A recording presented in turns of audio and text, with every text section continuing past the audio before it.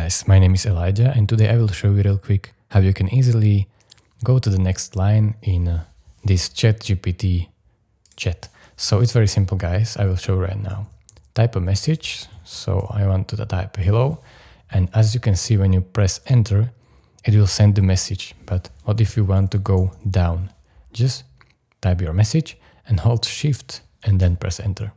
As you can see when I'm holding shift and pressing enter, it is intending my line and not sending the message. So I can write like this. So that's how it's done, shift and enter. Thank you guys for watching. If this was helpful to you, please consider subscribing and liking this video.